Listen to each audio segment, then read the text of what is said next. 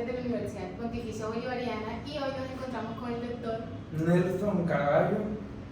Y hoy queremos hablarles sobre el trastorno de identidad disociativa. Me presento, mucho gusto, mi nombre es Melissa Erazo. Mi nombre es Lieris Pegambre. Miguel González. Y, ok, doctor, cuéntenos de las realidades del trastorno. ¿Qué es este trastorno? Ok, perfecto. Bueno, cuando hablamos de un trastorno de identidad disociativa, básicamente, como lo constituye su título, ¿no? La construcción en un solo ser pensante de diferentes estructuras de personalidad, las cuales pues es un diagnóstico muy poco común de encontrarlo en el plano real, pero que existe en realidad. Inclusive anteriormente era considerado un diagnóstico manipulativo, por ende lo empezamos a emplear clínicamente desde el DSM-4 como tal, porque anteriormente se asociaba mucho con una conducta manipulativa, hasta que empezó el ejercicio de investigación donde realmente se demuestra que son pacientes que estructuran una personalidad demasiado perfecta o múltiples personalidades de una forma muy coherente, congruente, donde una personalidad básicamente puede tener un acento de voz, una historia de vida distinta, particularidades muy métricas, que son las que ayudan a identificar la pericia en el campo clínico y en el campo forense, que es donde más se hace énfasis en este tipo de pacientes. Ok, doctor, ¿usted nos puede comentar cuáles son las causas de este trastorno? Bueno, generalmente con los trastornos de salud mental hablamos mucho sobre la influencia del elemento genético, biológico. A día de hoy como tal no se ha constituido la existencia de esto, pero generalmente se asocia los trastornos disociativos con un mecanismo de defensa, con un mecanismo de reacción de pacientes que han experimentado traumas, ¿correcto? Como abuso, maltrato, abandono, en el cual buscan en ese mecanismo de resolución de conflictos construir una realidad alternativa, en la cual construyen un relato biográfico, una historia de vida totalmente diferente a la que realmente han vivido, como una forma de olvidar, ¿correcto? De eclipsar todo ese trauma, todo ese dolor, y empiezan. Por eso los trastornos disociativos fueron considerados, por ejemplo, la amnesia selectiva, la identidad disociativa, como mecanismos, y que realmente a énfasis de estos pacientes siempre han tenido una historia traumática detrás de ellos. Ellos por lo general buscan como desplazar esa responsabilidad como a la personalidad para ellos, no tener como esos recuerdos de esa misma situación. Bueno, doctor, ¿usted nos puede comentar cuáles son los síntomas que presentan estas personas que tienen este trastorno? Bueno, los síntomas clínicos, depende de la perspectiva como tú lo evalúes, ¿correcto? Se pueden considerar como pacientes psicóticos, básicamente, es decir, hay una psicosis, una construcción de una realidad ficticia que ellos creen. Entonces su discurso suele ser de que son pacientes de que en una entrevista tienen un caso con una historia de vida y en otra entrevista te viene con otra construcción totalmente distinta de su realidad, ¿correcto? Entonces la psicosis es el principal brote que tú tienes que identificar, ¿correcto? Lo segundo muchas veces también puede ser las conductas de ansiedad, de depresión, dependiendo de cuál sea la versatilidad de la historia que te está contando el día que lo estás entrevistando. Entonces son pacientes que sus síntomas son muy cambiantes porque cada personalidad puede tener inclusive un diagnóstico distinto. Entonces podemos tener un paciente que puede ser bipolar, pero podemos tener una personalidad que sea depresiva. Entonces la principal herramienta de identificarlo es la congruencia que exista entre cada sesión, porque son pacientes que te pueden venir un día con una historia, en otro día con otra. Entonces, a lo que tú identifiques la incongruencia, la inconsistencia de cada relato, puedes experimentar un caso de estar con un paciente de este tipo. Okay. Claro, y que ellos buscan más que todo como desplazar esa responsabilidad que ellos tienen, o de pronto como olvidando esa situación vieja que les pasó como de abuso y eso, como ya en otra personalidad es distinto, entonces ya se olvidan, lo evaden, exacto. Y bueno, doctor, háblenos un poco acerca del tratamiento para este trastorno. Sí, en base a eso que decías, yo creo que todos en la vida hemos fantaseado.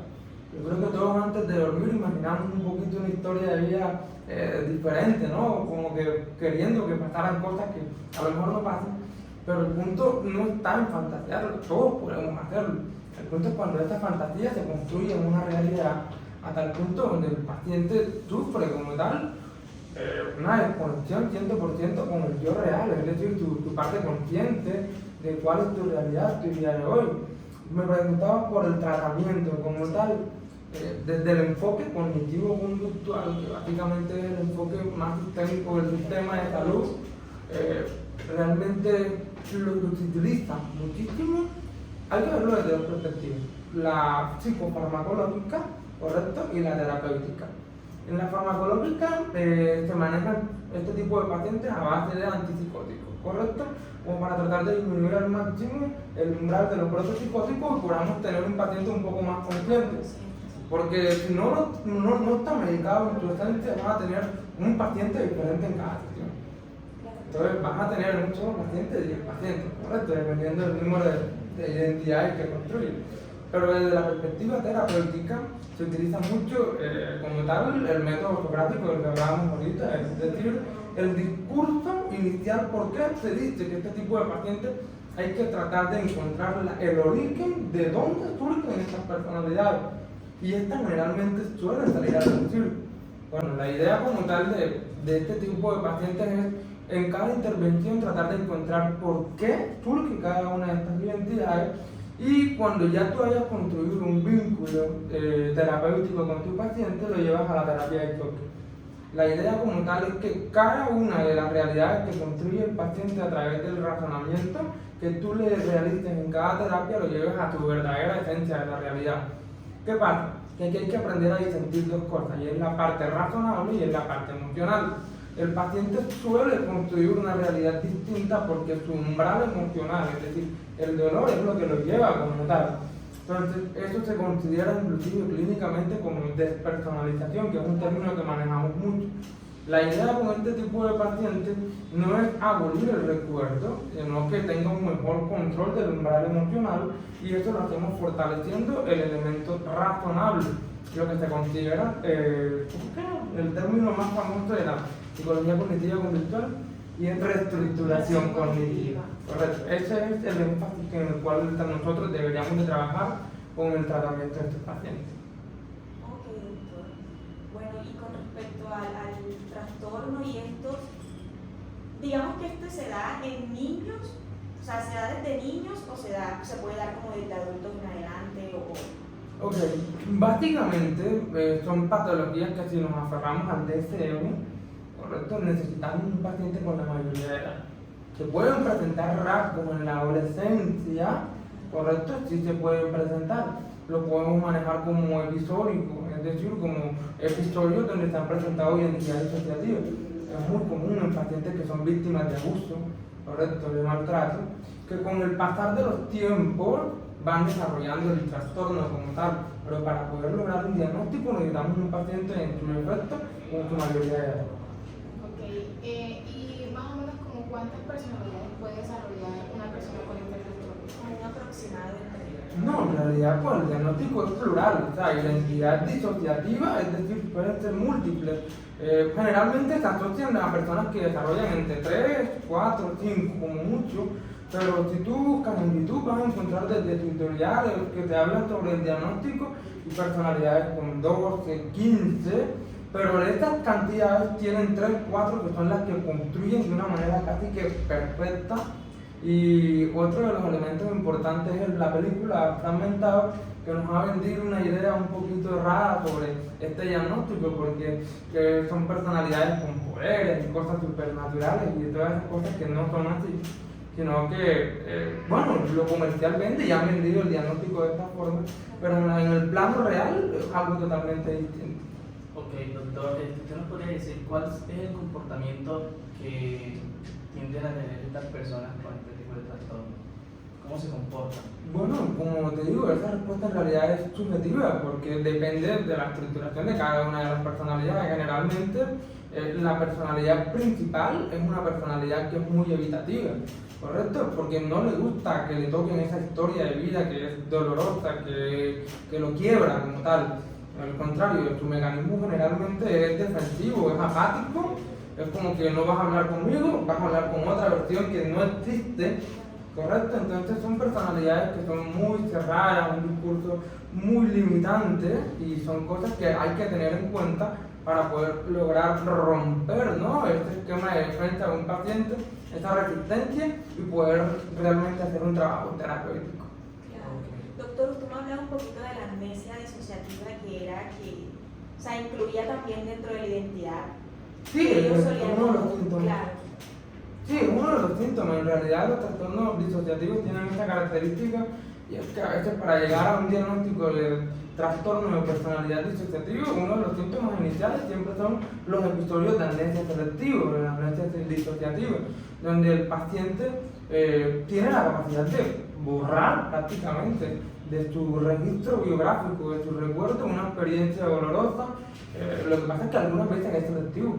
Y por eso es que podemos hablar de una conducta manipulativa, porque es que el paciente dice que de esto es lo que no me acuerdo. ¿Y cómo podemos realmente identificar que realmente no nos está manipulando? Entonces, por eso es uno de los síntomas. Los episodios de amnesia son episodios que nos pueden llevar como síntoma a comprender mejor este diagnóstico. Ok, doctor, volviendo un poco hacia atrás, hacia el tratamiento, además de la reestructuración cognitiva, ¿qué más se podría emplear con este tipo de pacientes? Lo que pasa es que estas son patologías crónicas de las cuales el objetivo sería como tal un paciente que se recupere 100% y desafortunadamente son patologías que no van a tener como tal una recuperación del 100% del ideal.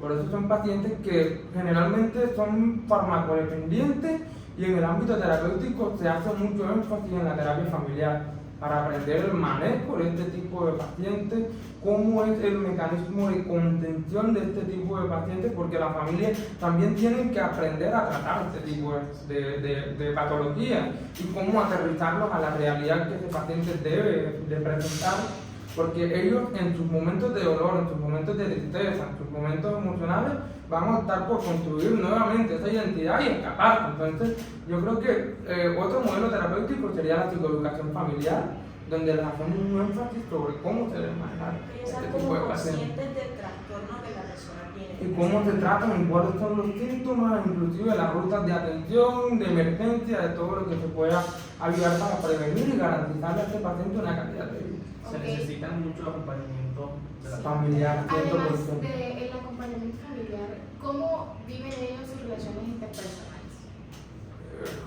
Es subjetivo. Generalmente su personalidad inicial, es decir, la como tal, es muy esquiva. Es un paciente que le cuesta construir vínculos, no confía fácilmente en la gente. Pero entonces, ¿qué pasa? Que cuando yo construyo una personalidad totalmente distinta o falsa, él lo adverto a lo que yo soy. Entonces, si yo soy muy evitativo, mi otra personalidad es muy extrovertida, es muy diferente. Pero entonces, ¿qué pasa? Que como la estoy construyendo con una mente que supuestamente no soy yo, me cohibo de la pena, me desinhibo. Y como tal me permite pues, desarrollar una relación interpersonal muy diferente a mi esencia real, que es evitativo, que es aquí. Bueno, doctor, entonces ha sido todo por hoy. Muchísimas gracias. Muchísimas gracias a ustedes por concedernos esta entrevista. No, con gusto. Que tengan un excelente día. Gracias.